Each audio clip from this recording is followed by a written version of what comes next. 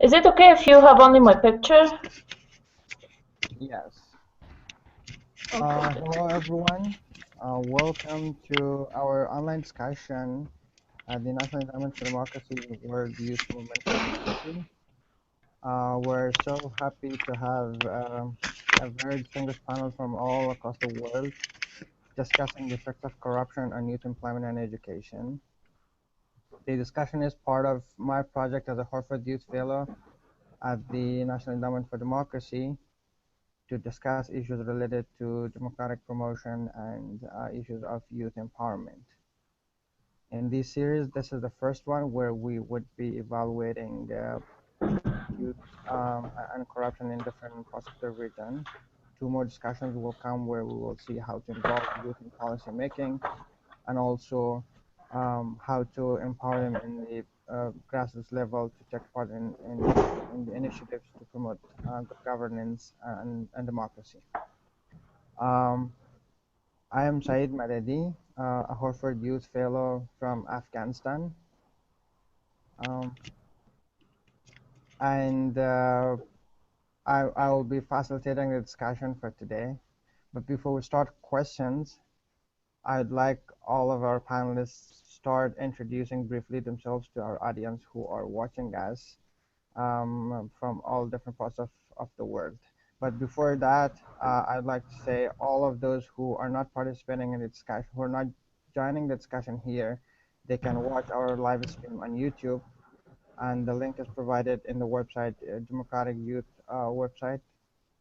But they also can contribute to the discussion through their tweets in Twitter, tweeting to WYMD and using the hashtag #MoveDemocracy.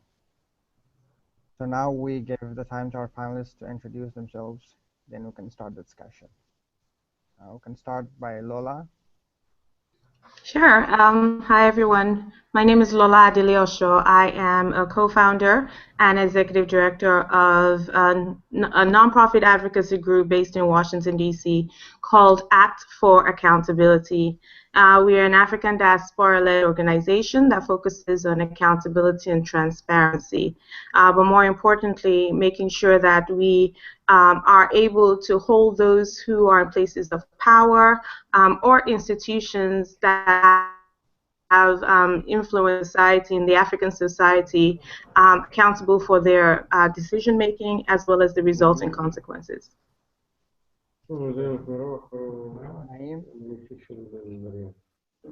Thank you, Said. And I'm Leo from Belgrade, Serbia, heading the Youth Education Committee organization NGOs. We are working on the education programs, but basically training young professionals in different areas. One among them is public accountability and anti-corruption area. We are focusing on the prevention, and we do this together with the strategic support of an agency in Serbia, but also with the support of the Norwegian government. Among other programs, there are programs related to the conflict prevention, but all of them are related to the European integration process of Serbia. Good. Thank you.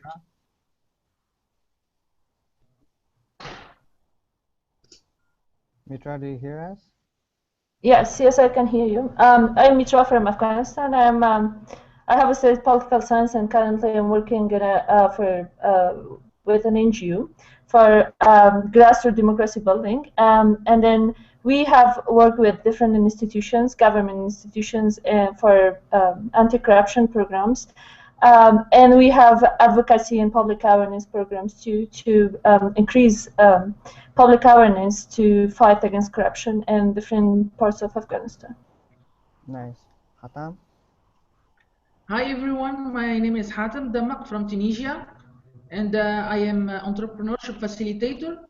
So what we basically do is to help young graduates to turn their ideas into viable businesses. I am also co-founder and treasurer of the Arab Governance Institute, which promotes good governance principles. And currently, and most importantly, I am project coordinator at the Jasmine Foundation for Communication and Research, which undertakes a lot of actions that revolve around the social, political sciences. Very good. Thank you all for introducing yourselves. And thank you so much for joining the discussion and for putting your time into talking to us and our audience who are watching this discussion today from all different places. Um, so, because this discussion is fundamentally about corruption and its effects,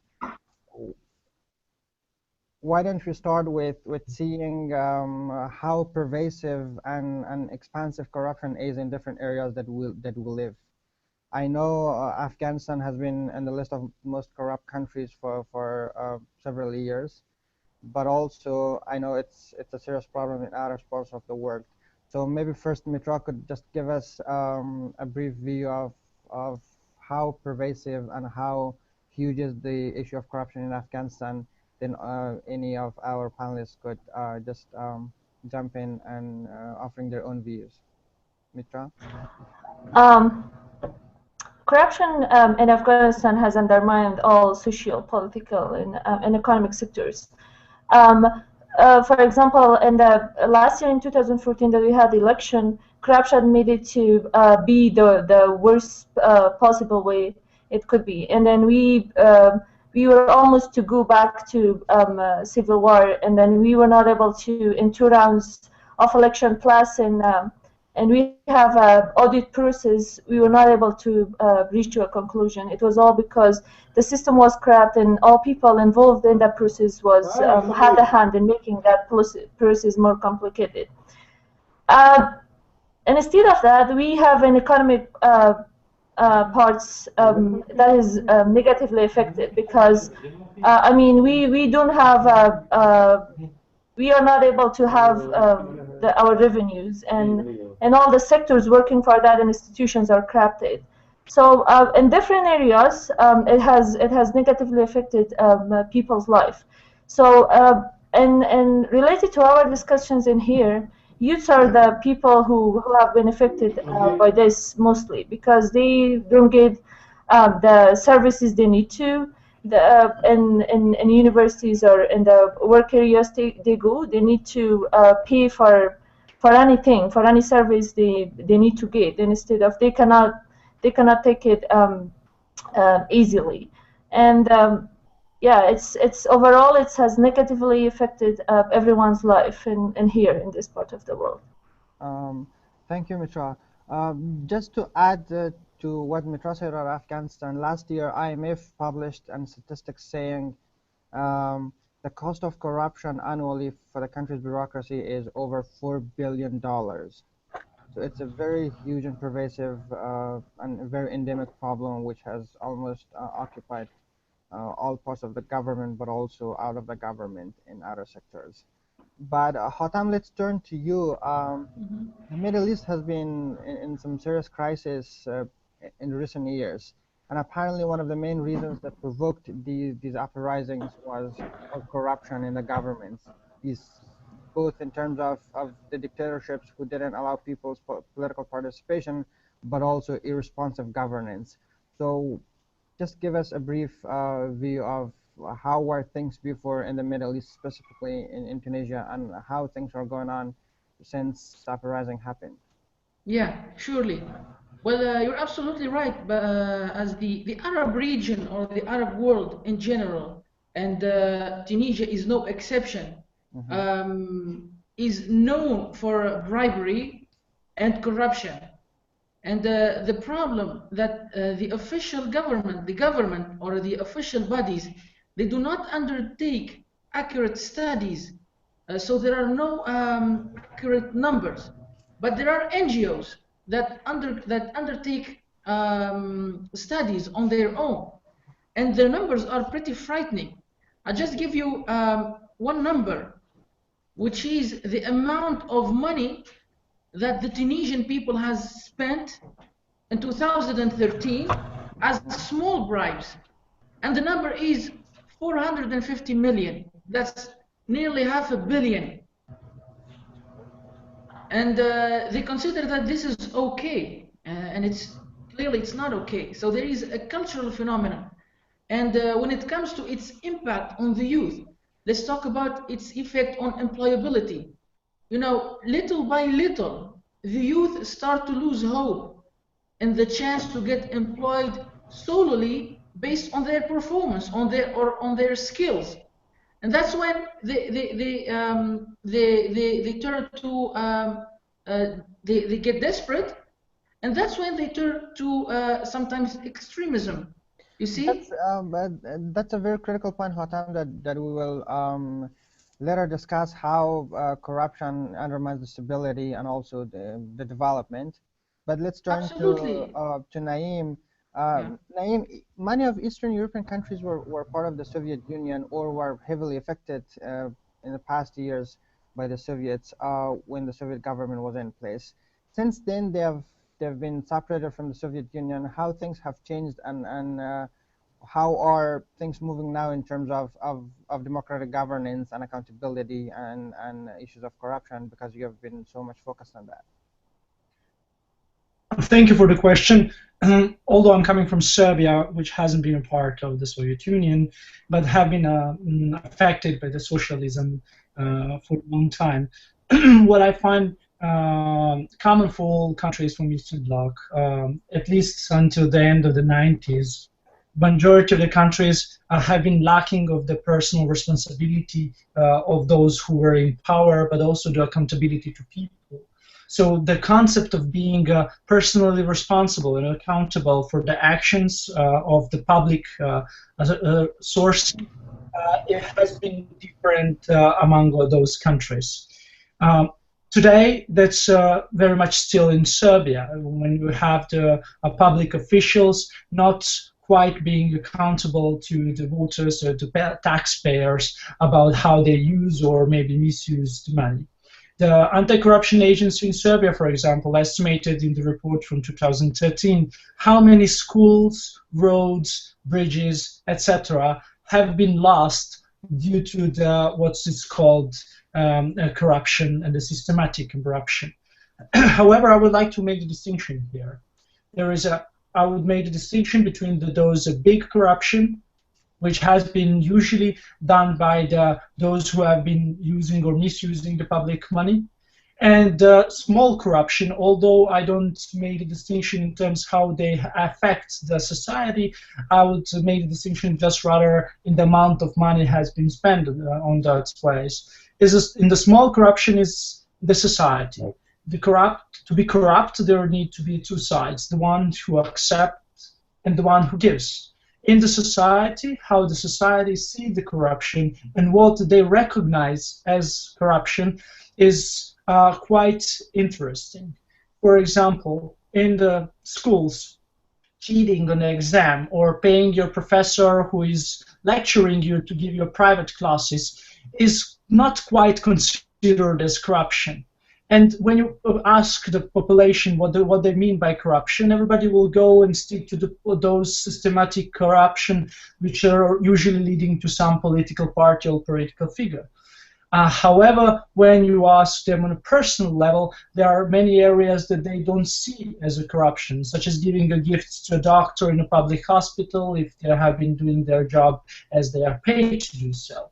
So there are systematic corruption that hasn't been dealt quite well in the last years, but there have been a bit movements in that area, such as in some countries from Eastern Europe, they managed to go to make the public funds and the public expenditures quite transparent. So the NGOs, civil society, but also the academia and professionals can follow the trace of how money is spent. In Serbia, that's still not an issue. Serbia is ranked also as one country which the potential of the corruption is very high. Now, I'm not sure where we are on the list, but I can for sure say that there is a discrepancy how the citizens see corruption and how corruption is. Basically, corruption and how we see corruption is based on our views and our perception of the corruption per se.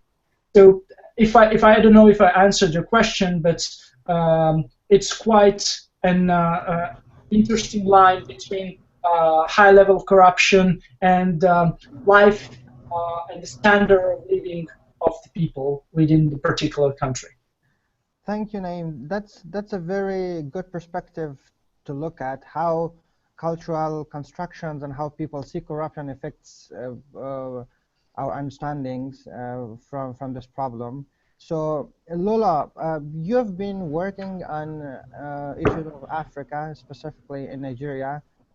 How is the situation in Nigeria and other African countries in terms of corruption, but also um, do you have been working only on issues of government accountability, but also or more general in terms of public transparency and social issues?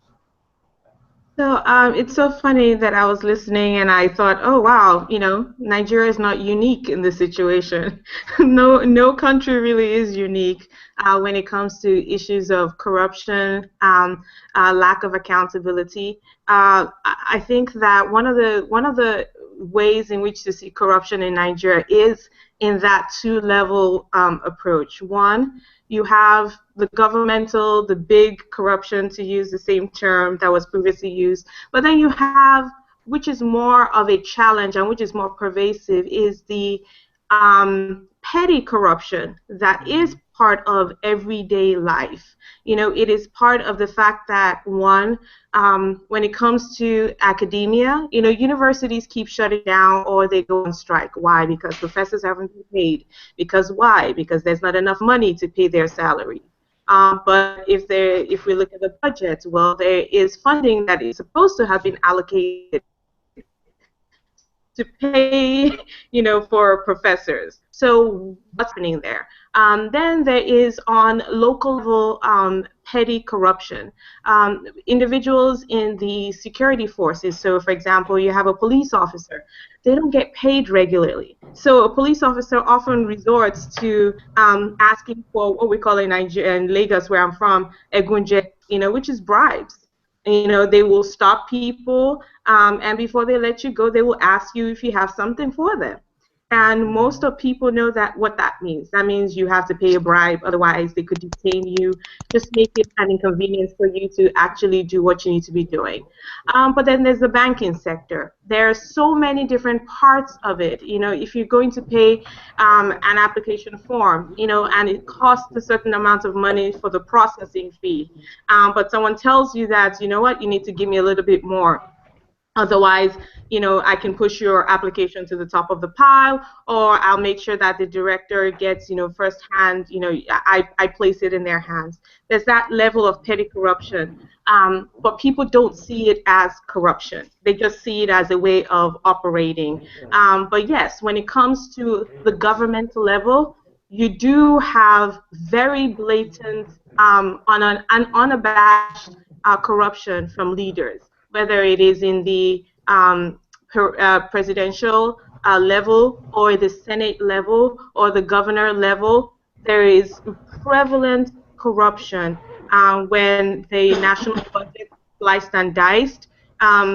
They're also in part of our allocation, there are clauses where governors are even allowed to have additional funds which is supposed to go to development projects that they have in their communities, but they never see the light of day. And there is no recourse, so there's no way to actually hold these people accountable to make sure that they are using the funds in the way it's supposed to go. When it comes to Transparency International, Nigeria is one of the highly ranked corrupt countries that is listed there. And you will notice that there are a lot of African countries listed there as well. So it's not necessarily unique to Nigeria. However, Nigeria is such that it is the most populous country in Africa, and currently has the highest GDP in Africa. So if corruption is that prevalent in Nigeria, and if we don't do something regarding the making sure of people who are caught red-handed can be prosecuted. There's no due judicial process to make sure when somebody is said that we found that you have been stealing from your job, you have been stealing from your national allocated budget, that they actually get prosecuted and go to jail. That doesn't happen. More importantly, that person is either running for office in a different way, or they leave the country. They launder the money. In fact, right now we have about, I think it's over $250 million that was that the late Sani Abacha, who was a military leader in Nigeria, had in Switzerland, and that money is about to be returned to Nigeria.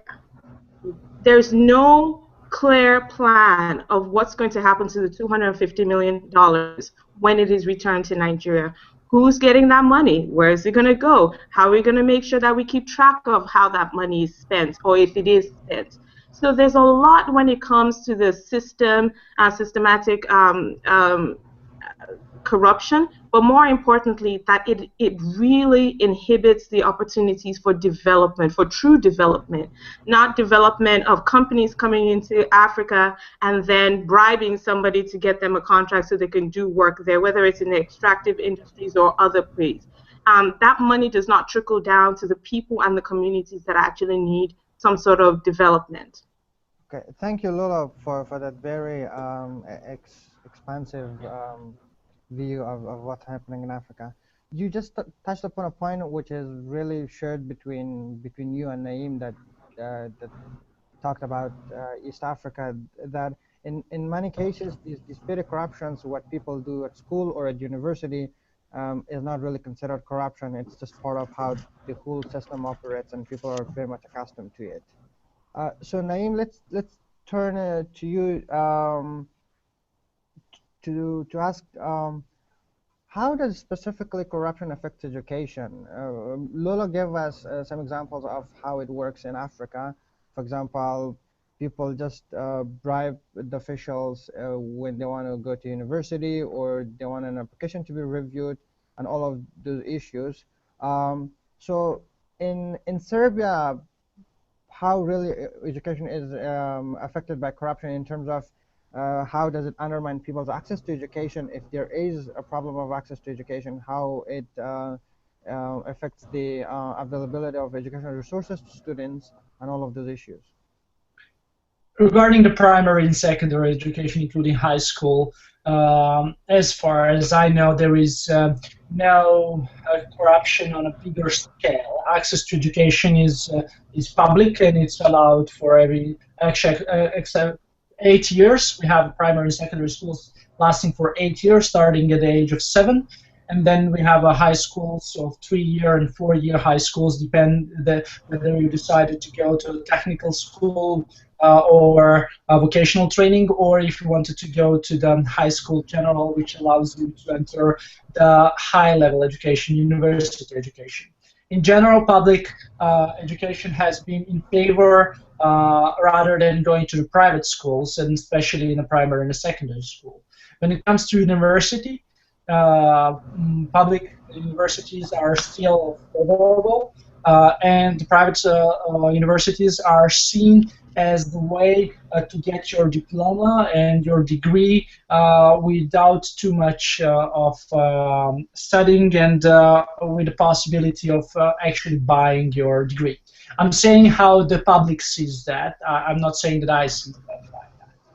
So in general, I would argue that the corruption is visible only at the high-level education, at the university education. And the one data is that 8% of the population of Serbia, which is around 7.5 million people, which is probably one part of Nigeria, is actually has the degree, university degree.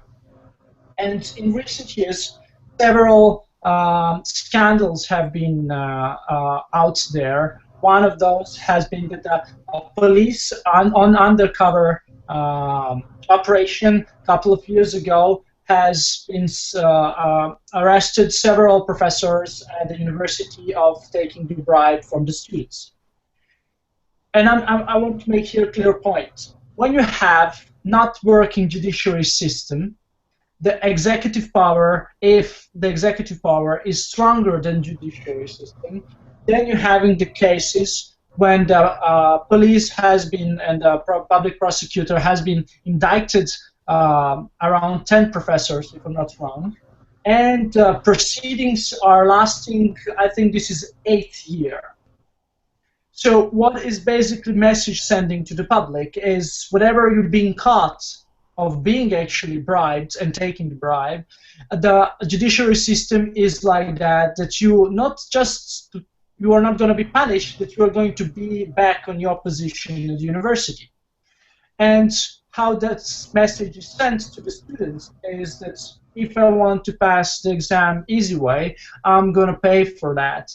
Because at some point, corruption is a choice. You personally decide whether you want to corrupt someone, bribe someone, or to take a bribe. And what I'm actually saying is that the personal ethic and is not boosted just because this kind of cases, when you have very rarely brought some professors in front of the justice, and the justice system, because of like it is not efficient enough, is not actually having the end to the process. But besides that scandal, there was 2 scandals related to the president of Serbia getting the master's degree, which was quite challenged by the academic society, saying that there is a possibility that his master's degree wasn't obtained in a regular way. Also with the mayor of Belgrade, the capital of Serbia, and the minister of Interior, who has actually a PhD. So those which has been some part of the academic society proven to has a lot of plagiarism in his PhD degree, PhD dissertation.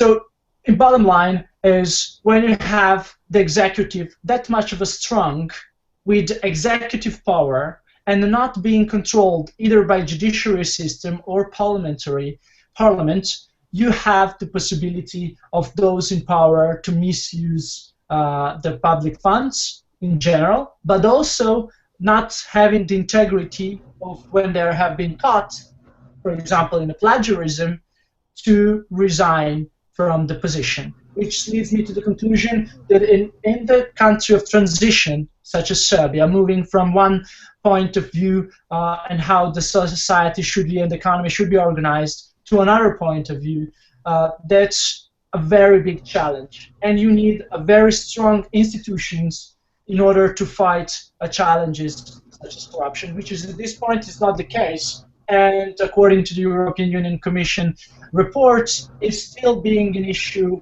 and a challenge for these institutions to tackle the corruption in a serious way. At this point in the last couple of years, all we heard about the fighting corruption have been just those huge scandals, but not actually having the prevention. Rather that when it comes to the corruption, the police is going to deal with it. But in order for the corruption not to see a day of the light, we need to do a lot regarding the prevention. And I believe that one of the way to do the prevention of the corruption is to boosting the mechanisms to fight corruption of young people in the primary and the secondary schools, but also in high school, because, as I already said, it's your choice to be corrupted. Thank you, Naeem. Mitra, one of the issues that Naeem said is that during the school education, it's not a big problem, both because the access to education is pretty much available for all of the people, but also because there's not a lot of need to corruption, while at the university level, it gets very complicated and pervasive. How is the situation in Afghanistan? Because in Afghanistan, access to education is still a problem. Many people across the country do not have access to public schools. So how much corruption contributes to that? But also in the university level, Naeem said that private universities are pretty much an easier chance for people to see to receive their degrees. It's how people look at it. While public universities are hard to get into and it's harder work. Uh, how is that the situation in Afghanistan? Isn't it pretty much the reversed one, where private universities are better and public universities are in a worse situation? Um, I want to say that corruption can occur at all stages in here, both in school and university. Even school is free, and then everyone have the option to go there.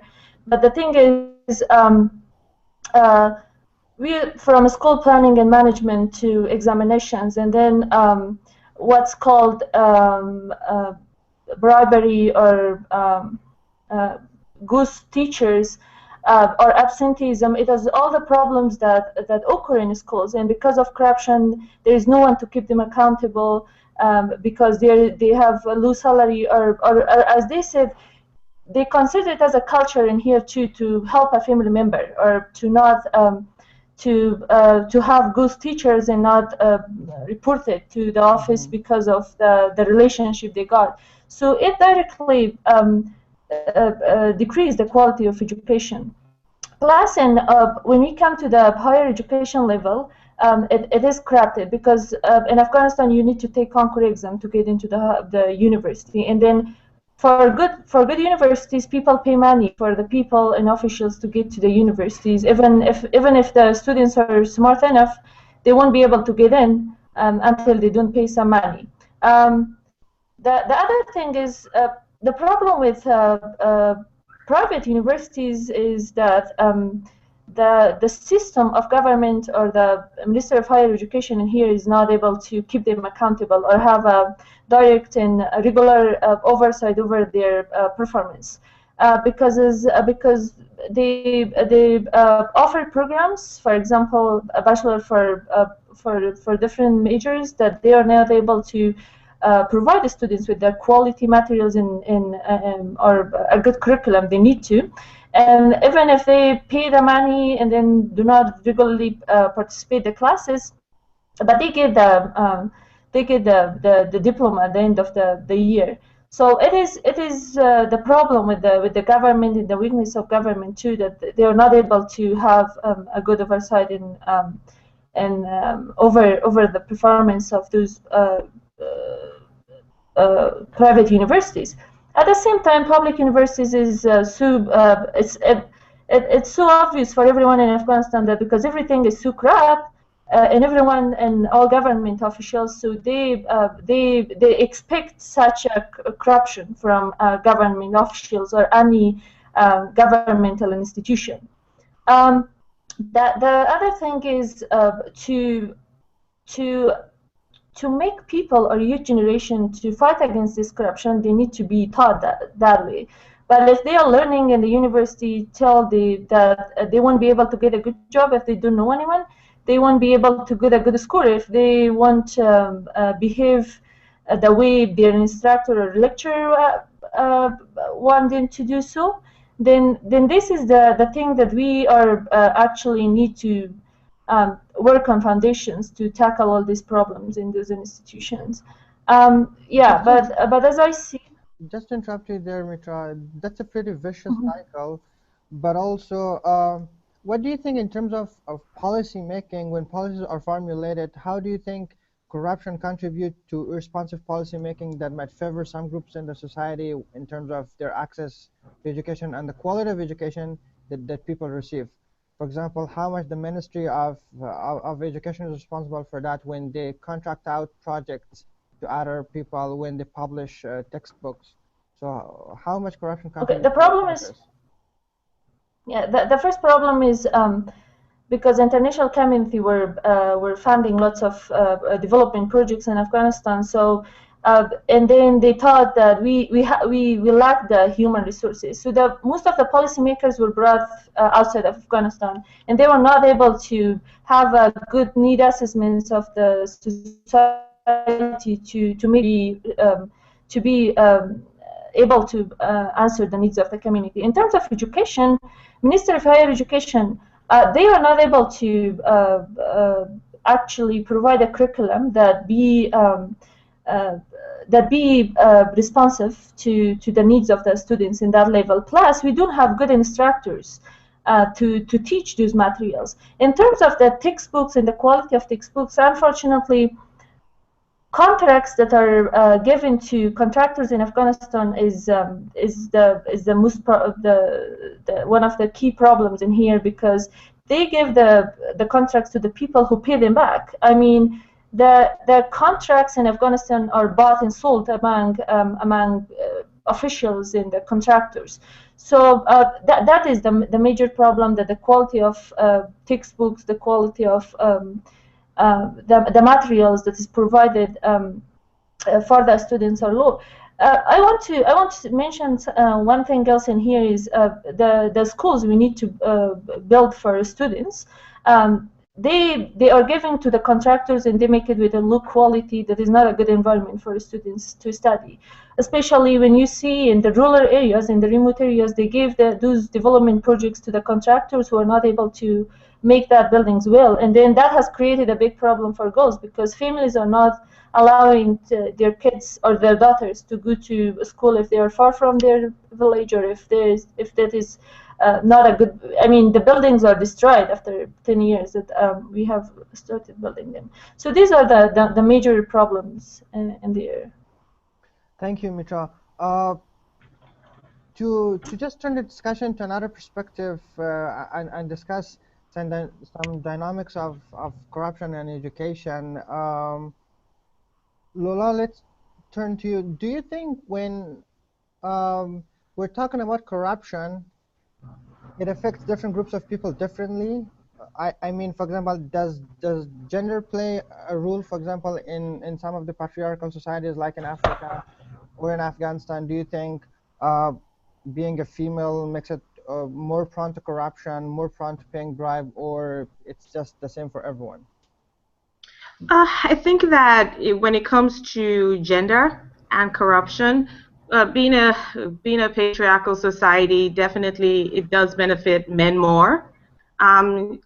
Just taking a look at how, when it comes to the political system, for example. Now, actually, in Nigeria, we have one woman who's running for president. But time and time again, when it comes to places of electoral power, you see that more men are, more likely to be running and chasing after the limited spots that they are. That being said, women are not innocent either. We've had situations, for example, our Minister of Petroleum in Nigeria has so much scandal around her when it comes to corruption, but yet has not been prosecuted. No charges have ever been brought up. But it is very, very blatant and very clear that, one, this person is inefficient in that role. And then there's the question of how did she get into that role. But how is the situation in the education sector, for example, if you're a female student at school or a female student at university, does it make you more prone to paying bribe? Or in the contrary, if you're a female professor, for example, or a female teacher at school, does it make you less authoritative to, for example, ask for a bribe in a sense? When it comes to female students, I will say that more female students are asked for bribe, or worse than bribe, are to pay with their bodies.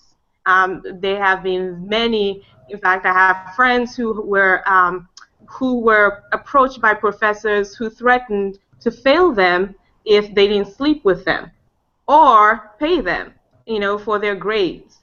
So those kinds of things happen a lot. And I think that, from what I know, it is more of the public universities. The private universities are so insulated because they have free reign to manage themselves the way they are. So there really isn't, when it comes to regulation of the private universities in Nigeria, that still has to catch up to versus what we have in the public universities. So when it comes to being asked to pay a bribe, being asked to, being threatened that your grades, or worse, that you will be expelled, with false charges brought against you, yes, that happens a lot. That said, it also happens the reverse, where there are students who have threatened professors just to make sure, with false claims of, sexual innuendos, or being asked to give them sexual favors in return for their for the grades. So you do have, it's a back and forth situation. When it comes to female professors, you hear less of that because I think there is the element of shame. If there are women who are asking male students for bribe or for sexual favors, more men are less likely to actually talk about that in public.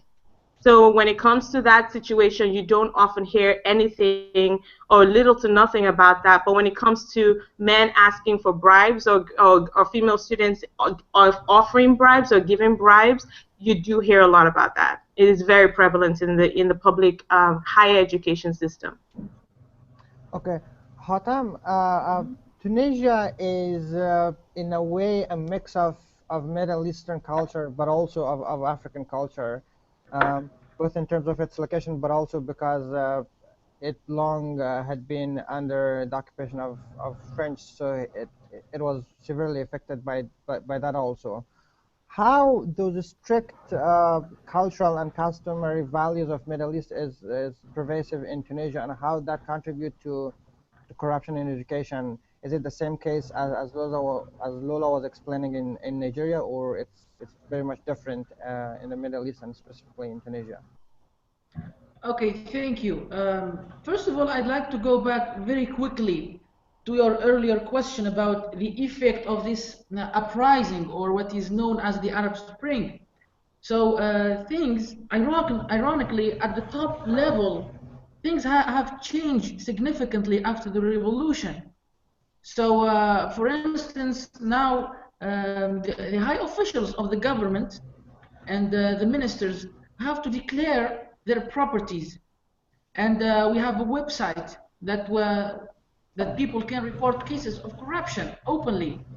And we have a national committee for anti-corruption. So it seems that at the government level, there are some serious efforts to fight this phenomenon.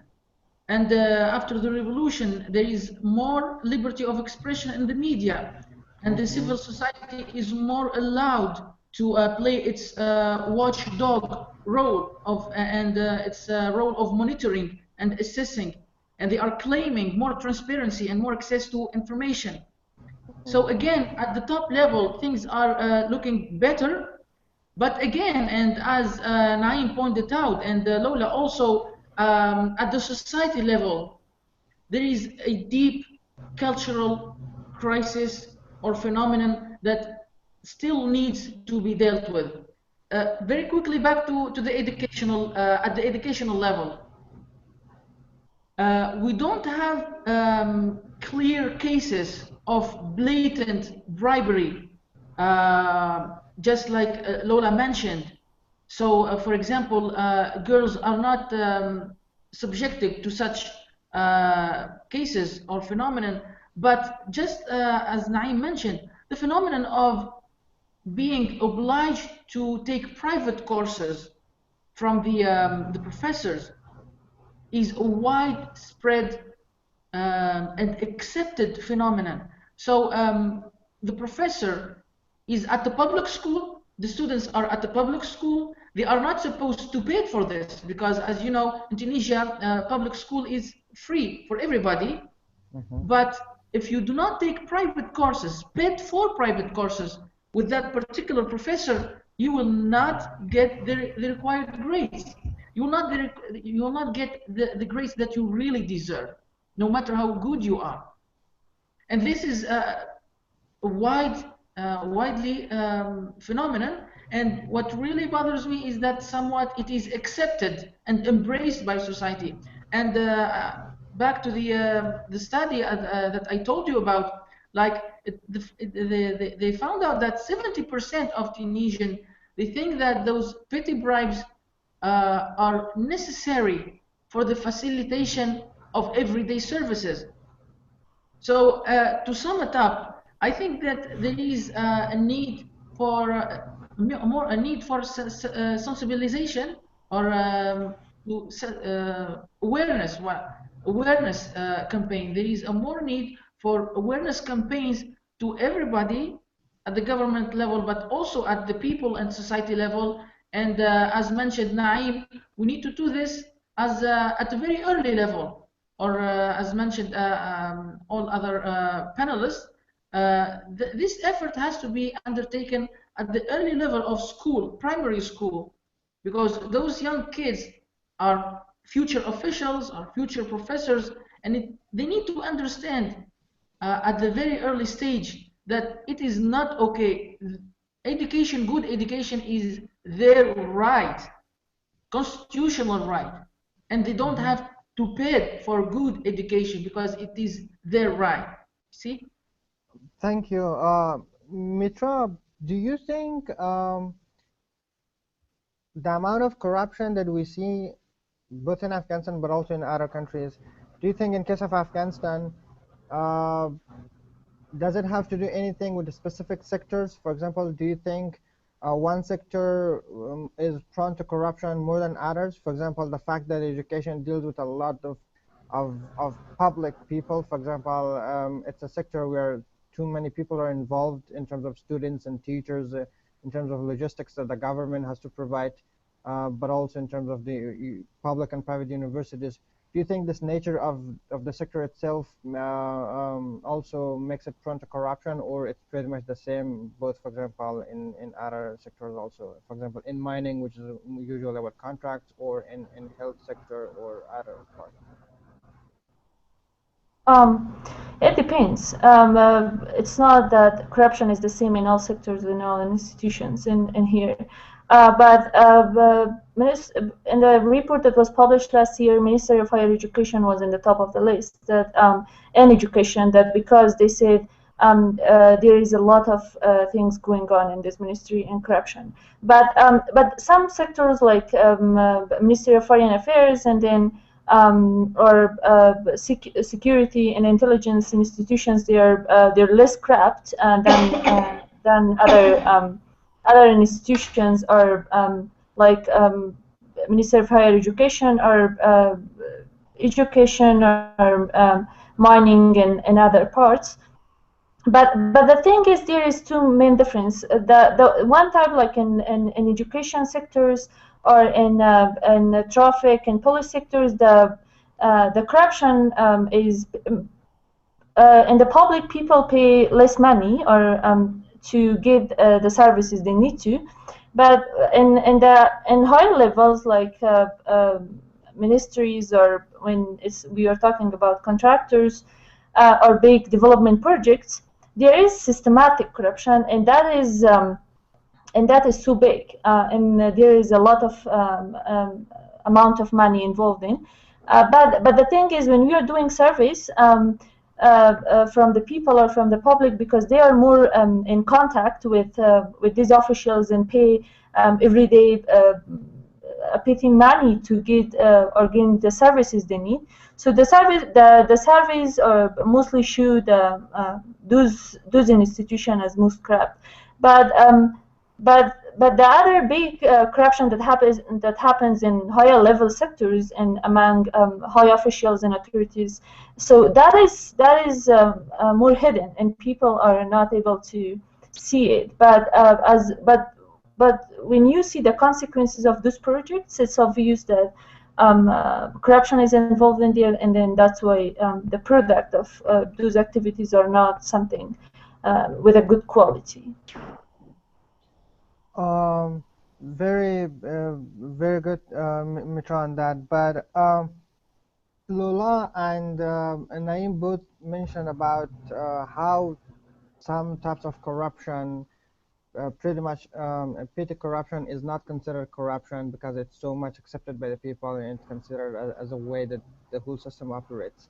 So from a moral perspective, Naeem, what do you think is the effect of corruption when, for example, students and children are raised in a system pretty much at school, when they're raised in a corrupt system? So how much does that affect their personality and the social construction that they will form in the future, but also the professional environment that they will be working in? So do you think part of the corruption that we have in the bureaucracy, and also in other places outside the government, is because people are raised with that corrupt system, so they don't have any sensitivity for that. Thank you for the question. That was what I wanted to raise now. When you are in a system, when the system itself doesn't respect the education per se, rather than being employed within the public institutions to different connections and bribery, then the people are starting to question whether I need to go to schooling, because either way, if I don't have a connection, my education will not help me getting the job what I really wanted. For the country with the 7.5 million people, around 800,000 people are working in the public administration on a different level. In Serbia, including teachers in the schools are considered as a public official. So when if I want to go into the public sector, if I studied in political sciences, for example, or if I studied to become a teacher in schools or at a university, if I know that I'm not going to get a job if I don't have a connection, that pretty much influences my desire to pursue my career in academia or to pursue my career in the public sector, if that's what I wanted to. According to several researchers, to be employed in a public sector, which is still highly desired by the young people in Serbia, in general people in Serbia, because they see the security of being a public officials as very much cost beneficial. So if you see that and you know that you are not going to work for the Ministry of Foreign Affairs, although you have been educating yourself for that, if on the public call you're not going to get to another round just because you didn't have a connection or you haven't paid the bribe. So that's a very much disencouraging for young people, especially those young people which are very high skilled. So when you have high skilled people, which is also including soft skills such as the languages, also computers, working in environments, etc., but also very specific skills such as project cycle management or in the biology, the medicine, etc. If you are not going to see yourself in a system because you cannot get a job because you haven't been paying a bribe, or you don't actually have the money to pay a bribe, although you want to, then you are actually emigrating. You are moving to a different country. And that's a huge problem for the social capital on the long term. According to several statistics, just in 2013, around 30,000 people have left Serbia. Among many of them, my assumption is that a portion of them are very high-skilled people, which includes technical engineering, medicine, people working doctors, people working in the university, etc., etc. Those people are highly needed in a society which is in the transition. In order to pursue for the reforms needed for the institutions to be that strong so they can go and meet the requirements of the taxpayers and its citizens, you need the high-skilled people, people that know how, and educated people in your country that you can actually pay them and so they can actually support the reforms. At this point, and if you do the analysis of the current government or even the previous here and there, you will find a lot of incompetence, a lot of skilled people on a very interesting decision-making positions. And that atmosphere actually is very much discouraging for young people which do not see any light at the end of the tunnel. And that is a signal for a lot of young people today, unfortunately, and this government still, like the previous ones, do not know how to deal with this issue, to not to stop them to living, but to give them a space and a position and an offer to use their skills within the society. On the longer run, that will have a catastrophic influence on the social capital, and we will see in the future that the people which are very high skilled will move to countries where they can get better payment or where they actually can have a job. And that leads me to the percentage of 52% of young people unemployed in Serbia. And if you have been graduating from the university for a long time, or you have graduated for 2 years now and you are not able to find a job in a job market, that's very much pushing you to leave the country and find something better in, firstly, in the European Union and possibly in the United States. And that's something which is a lot of people are doing, and a lot of people which are high skilled, especially from nurses or doctors, are going to Germany, Scandinavian countries, etc. So we are actually lacking a lot of people on very important jobs. Thank you, Can I, Naeem. Hatam, based on yes, yeah. Lola. So yeah, that was something very important. I think Naeem was talking about, people who are somewhat unemployable because they're not fully, they really don't have the skills or the education because for whatever reason the education system has failed them. That is a big part of, what is also leading to, I think, in Africa, the underemployment as well as the unemployment rate when it comes to youth. You have a lot of people who go to school, graduate from school, but really have not been educated in school. So the school And doesn't provide the competitive people for the job market. exactly. They're not prepared for the competitive job market. They're severely lacking in areas that would really help them when it comes to what is available in the market. But more importantly, I think that the government has also failed them in the area of creating more avenues where there could be possible employment for youth. Nigeria is an oil-producing company. That's our number one export. However, we've kind of forgotten our agricultural sector. There's a lot of opportunity when it comes to the agricultural sector, and we're seeing that because a lot of the youth and people who haven't been able to get jobs have become, in many ways, entrepreneurs, have become social entrepreneurs in that they are moving towards either the tech or the agricultural sector. And so that to me is, that following trend and to see where the opportunities are, those are some of the things that we need to, as a country, study and see where the opportunities are. Because when we recognize that oil is not going to be a sustainable source of revenue for us much longer. And so what do we need to do? We had previous programs where the youth were either employed, to be part of the development of a sanitation system. Right now, a lot of the youth in Nigeria, as we have an election, national election coming up, are being hired to be electoral monitors. And this is because youth have developed electoral monitoring devices using SMS technology to be able to monitor and to report corruption when it comes to what's happening at polling stations.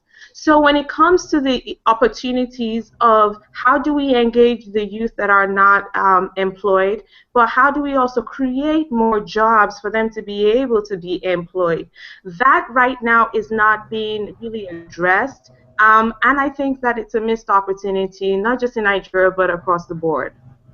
Thank you, Lola. Hatam, that brings us to a very critical question of how corruption really impacts the competitiveness of the job market. As Naeem and Lola pointed out, uh, in many cases the education system um, does not provide competitive people for the job market, but also there are not enough jobs for people. So what it causes is it's a brain drain where people leave the country, they seek out opportunities outside of their own country, and while the inside the country itself, those who are employed are not qualified because they just got a connection or a source. So it affects the development of the country also. But do you think in some cases like Afghanistan, as if I might have noticed rightly, the corruption is not only constrained to the public sector. There's also a massive corruption in private sector, both in terms of how they receive contracts from the government, but also if you have a private company, for example, you usually have your own family networks and you hire people that are close to you. So as a as an entrepreneurship facilitator, why do you think the private sector is corrupt? Because in private sector, all you usually care about is profit and money, and you want to maximize your profit and you want to make sure your business operates in its best manner. So why do you think there's even corruption in private sector? Yeah, that's a very good question. Well, as a developing country, we have a little bit of all what has been mentioned in Nigeria or Serbia or Afghanistan. But to answer right on the spot your question, like there is good governance that has to be followed in the public sector, there is also some good governance that is also missing in the private sector. And what we call favoritism when it comes to hiring people, even in the private sector, the bosses or the managers are sometimes more prone to hire people that they already know or belong to their network of friends, or people that belong to their family, that are family members, and that hinders the growth of the business, and that's a very bad governance of the business. But it has to do with the cultural heritage of Tunisia. It belongs to geographically a part of the world that is still in development, and it has been suffering from such practices. So yes, we are suffering from these the bad governance uh, But habits or issues. how do you think we could explain this controversy of somebody having a private business but still trying to incorporate corruption in his own business? It has to do basically with the education. I mentioned the culture already, but also it has to do with the education. Much like what Lula has just mentioned, that young people graduate from high schools, but they are not skilled enough for the marketplace. So they don't have the business acumen and the accurate and just judgment to make the right calls when it comes to running their own businesses, running businesses of other people. So it has to do with a cultural background, but also with a lack of relevant and appropriate business education. Much of the education now in Tunisia is very much theoretical. You know what I mean? So, and this is one of the hottest topics now in Tunisia, is how to match the output of the educational system with the requirements and the need of the marketplace. And there are a lot of programs and a lot of initiatives to solve the problems after graduation. But there's a lot to be done before graduation and at the early stages of education. Thank you. Mitra, I think one of the main issues in Afghanistan is also the issue of the irresponsive education system, which doesn't provide qualified people for the job market, but also a job market which cannot hire all of the people who are available out there. For example, this year more than 300,000 people are registered for the national university entrance exam, and the government, with all of its branches and different levels of higher education that they have, they can only hire around 100,000 people. So 200,000 people will be left out of universities, and not many of them will be able to afford a private education. But also, as Naeem said, many of these qualified people who are available in the country, who got an education, whether through scholarships or through at a good private university in the country, they are leaving the country. There are many people who used to work with international organizations in Afghanistan, but they are receiving these immigration visas because they feel under threat, so they just leave the country. What are its effects on overall development, and how much is the case serious in Afghanistan than in Serbia, or for example in Tunisia?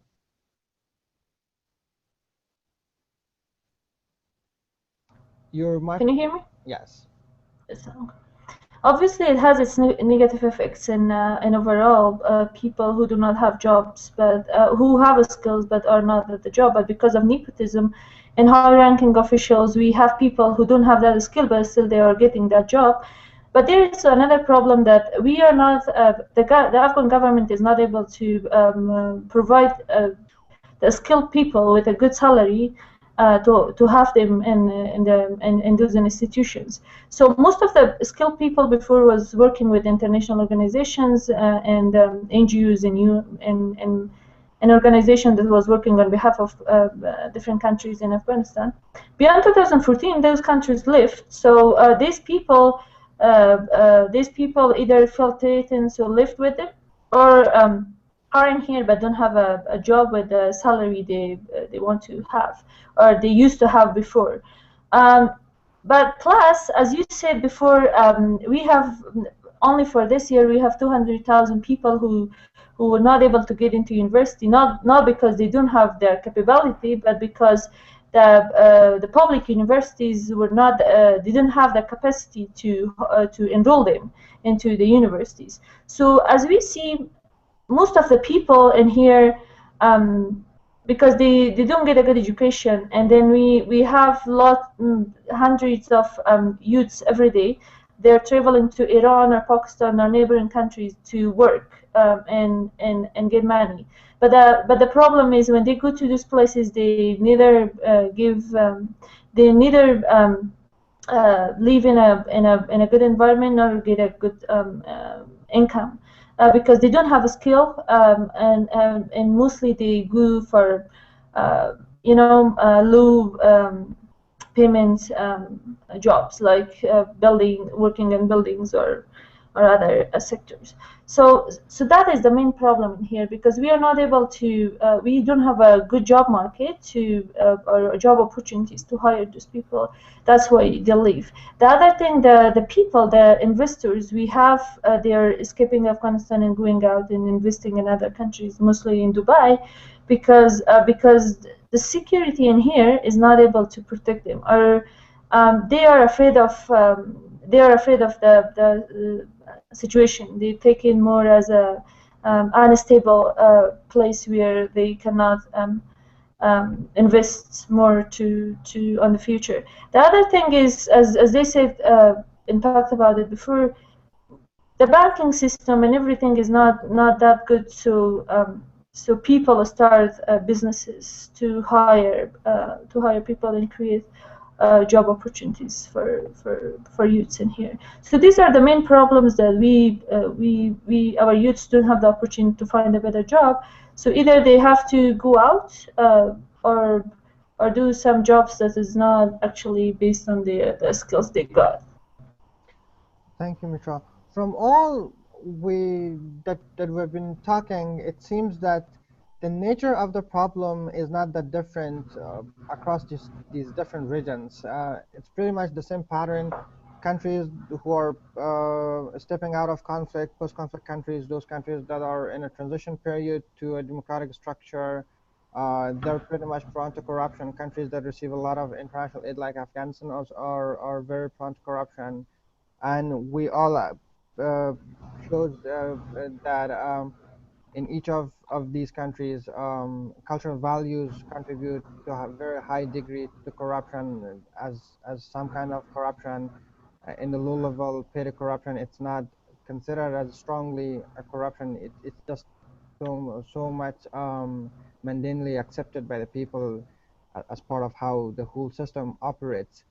But what is really the solution? Some of the very basic things to do in these communities, in these societies, through civil society, through advocating for policymakers and all of those. Maybe our approach in different settings might be different, and that could bring us to a very good conclusion of this discussion. So, Lola, how is the situation in Nigeria? What do you think could be done um, related to the problems that you face, but also maybe if you have any experience that you might have been working on or others have been working on that have been successful, if you could talk about that. So, you know what, like I said earlier, you know, it's taking a look at what we've done in the past that has worked. We have had programs, youth programs. Nigeria has youth programs that currently exist. Now, the question is, some of them have worked in the sense that they've created short-term pathways for youth to be able to get jobs that could possibly then lead to long-term employment in maybe government agencies or in private sector businesses if a private business is then partnering with a government program. So there have been examples of that in the past that have worked. The problem has been when it comes to different administrations changing hands, then everybody wants to bring a new program on board and bring their own stamp of what a new youth program is.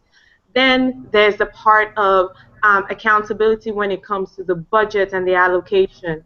And there has to be transparency when it comes to making sure the money is going where it's supposed to. That these youth development programs or youth employment programs must be funded in order to be able to encourage more development and have more foreign investment in the community, which can lead to more jobs. Then they're also taking a look at the areas of our economy that we have not leveraged yet. Again, oil is depleting. People are not buying oil the way they used to as much before. So what else does Nigeria have? We have a huge agricultural sector that we do not promote.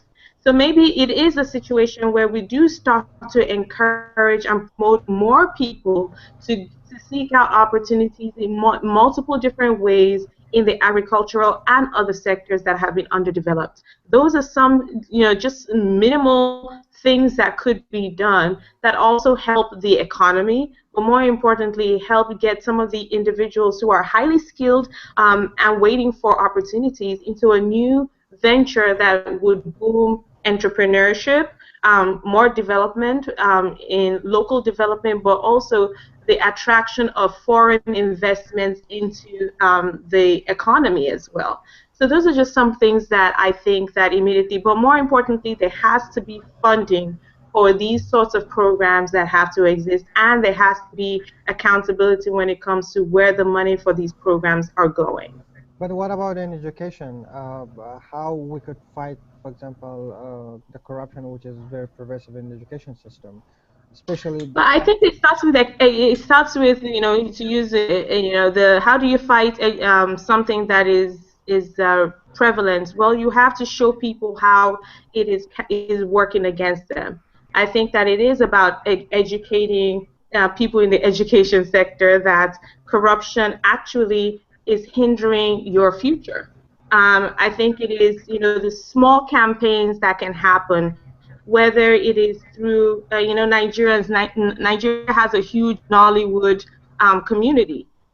It is how do you leverage things people do every day, but showing them that this behavior is actually not benefiting you and is not benefiting your community at large. It is creating safe safe ways for people to be able to report the incidents of corruption without impunity.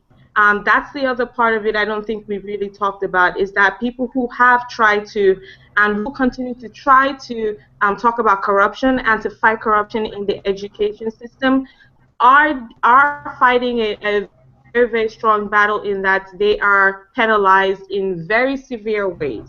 So how do you create a safe place for whistleblowers, or for that girl who was asked to pay a bribe, to be able to talk to somebody in the administration without her having her be then the victim, being victimized in another way. So I think that there has to be a recognition that when it comes to the administrations, but also those in places of power, that there is some penalty, that if it is reported, you do ask your students, or you do perpetuate corruption in multiple different ways and explaining what those different ways could look like, then we have a chance to start. But if there's no consequence for people's behavior, or there's no outcome when somebody takes or sticks out their neck, so to speak on this injustice, then it's going to keep perpetuating the same cycle. There has to be something that stops that vicious cycle, but it has to be in a safe way where people can actually speak up about this. Thank you, Lola.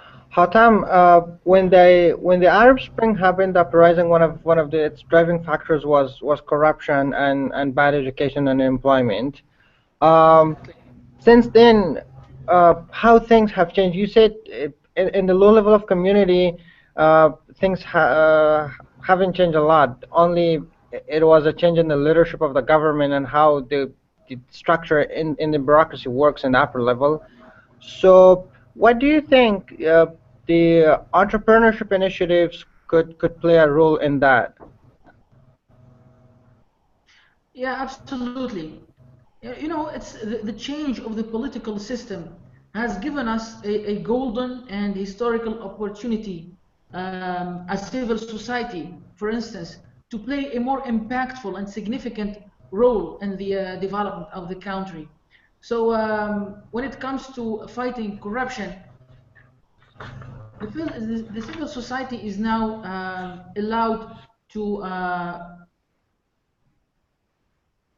get its voice heard, actually, and to take initiatives that will not be hindered by the government. For instance, entrepreneurship-related initiatives. There's a lot of programs by local and international organizations, like EFE, for instance, Education for Employment. They came to Tunisia after the revolution, and they installed and started their programs, firstly to skill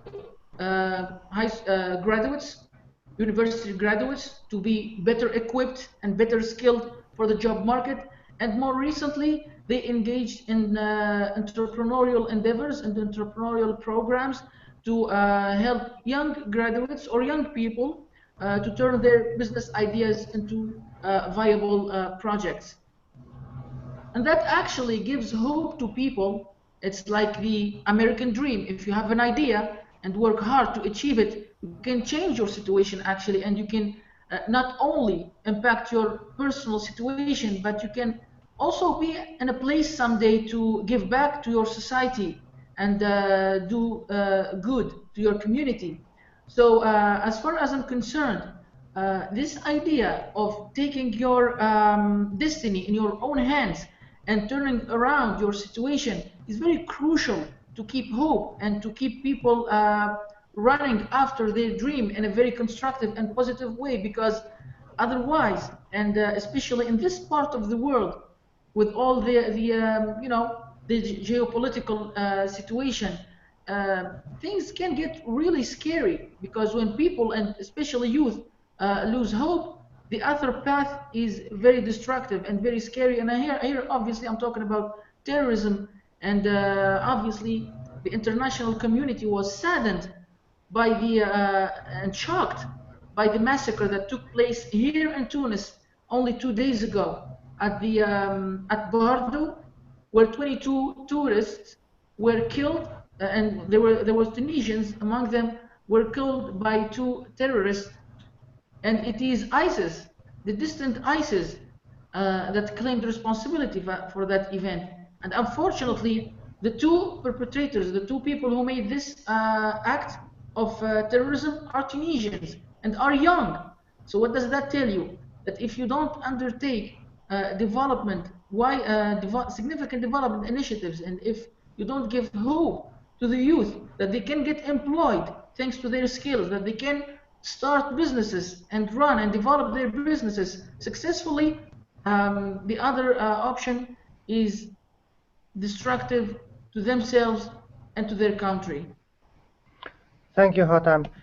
Mitra, Afghanistan has not had any specific thing in terms of fighting corruption in education or in employment, but it has a specific department to investigate corruption cases, but also it has another commission which is responsible for civil service reforms. So based on what Lola and Hatam said, what do you think of these initiatives? Are they feasible to be implemented in Afghanistan, like having a national youth employment project that could be funded by the government, or promoting the social entrepreneurship where people could have a sense of doing something for themselves, but also for a greater community, and that could help things get better? Yes, the institution in Afghanistan, there has been taking some initiatives to tackle the corruption, because that's like so huge in here. But the thing is, those things are crafted themselves now. They were not able to respond to the problems people have. The other thing is they are not able to get in touch with the public. And the people are not involved in, are not heard in the process of their investigation, or in the process of them approaching these cases. I think the major problem in Afghanistan is security, and then economy. This is the two main and major things that has affected the job market in Afghanistan, and we are not able to create new jobs or employment for youth. I think, but as Hatam mentioned, or Lula mentioned, that we have a great opportunity to work on our agriculture sector.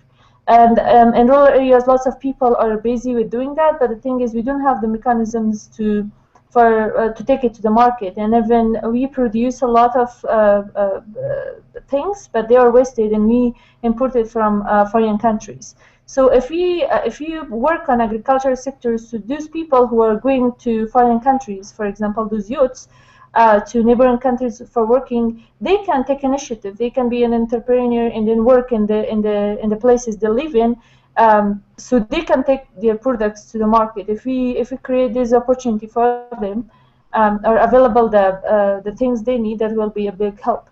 So I think the corruption in, but coming to the education sectors, we don't have anything to, or we haven't taken any initiative to solve that problem. But I believe that government need to take them accountable if we increase the salaries of those people who are working for this sector.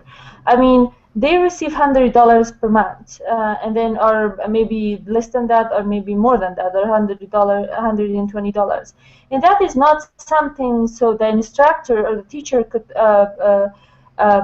not enough income for his family. That's why he or she is not focusing on providing quality education for those people, and then he or she try to go out and work for other things to have an income. So we have lots of students who are graduated from school, and even who are graduated from universities, but they are not educated. I mean, we have students who are graduated from high school, but they cannot read or write. Simple as this. That's why I believe that we need to work on those parts too. But the major thing in Afghanistan is working on security and economy, to be able to provide job market, or to be able to psychologically give a trust to the people to take the initiatives, as other people say, like entrepreneurship or anything. If there is no security, they don't have that trust to start working or take an initiative. Thank you, Mitra. Naeem, through your own organization, the Youth Education Committee, did you have any specific initiative in terms of raising the issues of corruption in education in Serbia, or Uh, has there been any specific plan in Serbia in terms of fighting corruption in education and employment sector, or do you see any specific thing that needs to be done? Shortly regarding the employment, private sector, I haven't saw any research saying that there is a corruption in employment in the private sector.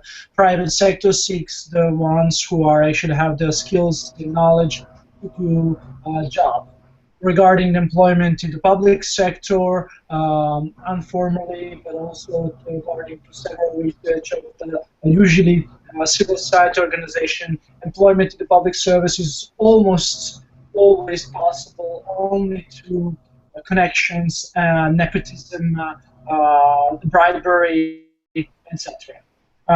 Regarding the education itself and what Youth Education Committee has been doing for a couple of years now, but is going to continue doing that.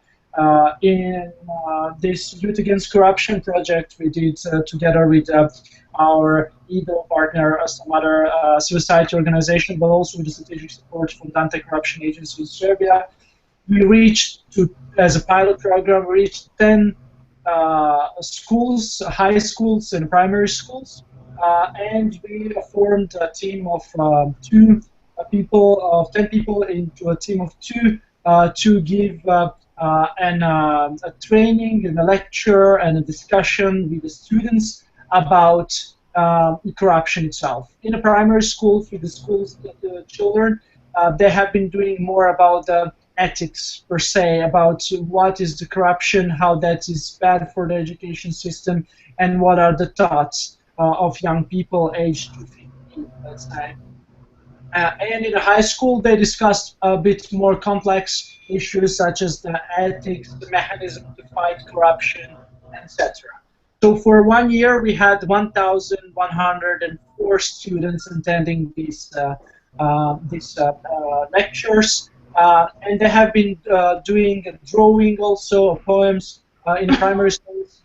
And at the high school, they'll be doing discussions in the 2 classes, in the civic education class and the sociology. So we wanted to make the atmosphere in the schools for the students to discuss the corruption in their regular classes. So for example, in a primary school, there have been a discussion in a literature class, the Serbian language class, and at the art class. So for example, when you discuss for some novel, for example, which tackles a corruption as such, we wanted to encourage teachers to discuss a bit more with the students about the personal integrity to resist corruption. As I already said, corruption is a choice, and how we build personal integrity to resist the corruption, it's also determined by our education, about how we have been taught by our parents and family, etc. So we wanted to introduce that as a part of the official curriculum rather than to invent a new class in school. So that's one of the projects we are doing with the students, and we will continue doing that in the recent years. But yes, you wanted to? Go ahead. But when it comes to the education itself, I mean, you posed the question before how we should stop the corruption in education. I'm pretty much sure that's not possible to do that in just one sector.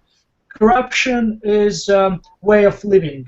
You don't have a person that have been doing a corrupted for one time, be corrupted or give bribery just once in their life.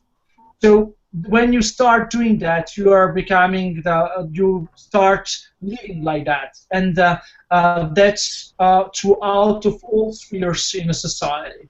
So to stop a corruption, maybe an answer to that will be to enhance and to increase the political system stability in the political system, that will lead to citizens recognizing the system as the way that they had to go to find what they were looking for.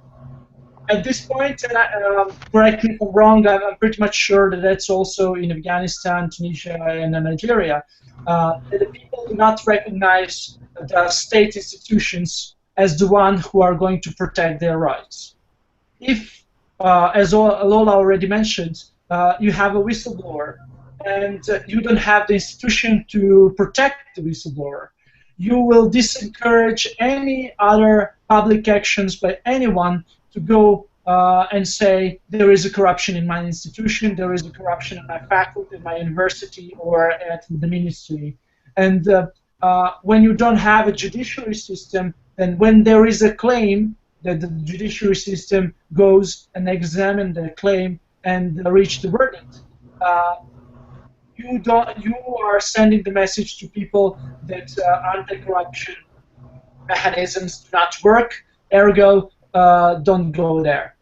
And so I think that what should be done is to go both top-down approach on legislative changes and the policy changes, and it has to go to the state institutions, and also grassroots through civil society organizations that they can do what's sufficient and can't. So without those two, we are not going to be any near transparency and accountability in the public sphere, where the corruption is actually mainly seen. So finally, I would say that the statistics of anti-corruption agency in Serbia was that every single year, 350 schools haven't been built because of the corruption. Around 500 kilometers of roads haven't been built because of the corruption.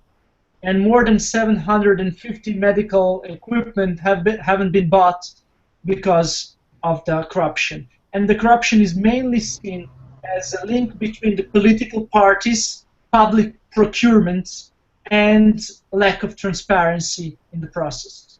So those are the structural issues that has to be dealt on a national level through institutions, and to strengthen those institutions to fight corruption. Thank you so much, Naeem. This brings us to the end of this discussion. I know Lola wants to say something to add. I was just going to ask, because I know that we're running out of time, we're over, but I wasn't sure if you were taking questions or if people had been sending you questions, because somebody watching sent me a message saying, oh, can I ask a question? So I wasn't sure if there was a way to do that. Some of the questions that I asked were the questions that were asked by our audience, so I wanted to try my best to take their questions. Thank you so much, all of you, for putting your time into this discussion. I really enjoyed it.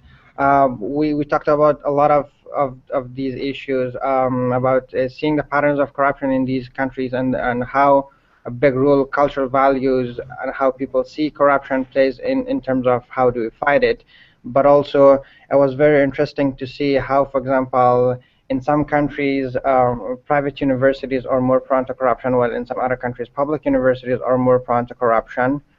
But it was also very interesting to see how we need to have a broader perspective of fighting corruption in grassroots level to build more integrity within the people, but also to have some legislative reforms to support those who stand against corruption, but also to minimize the opportunity of people getting corrupt. I think it was a very brilliant point by Lola and Hatam in terms of investing on employment projects for the general youth in a country level, but also of promoting social entrepreneurship and allowing and empowering people to turn their ideas into tangible actions. I'm sure our audience who are watching us here and also in different parts of the world also enjoyed your contribution and the very unique knowledge that you brought into discussion from your own regions. Thank you so much for participating. You're welcome. Thank you. Thank you for having us. Thank You're you. welcome. Thank you. opportunity to see each other any soon. Sure. Yeah. Sure. Thank you.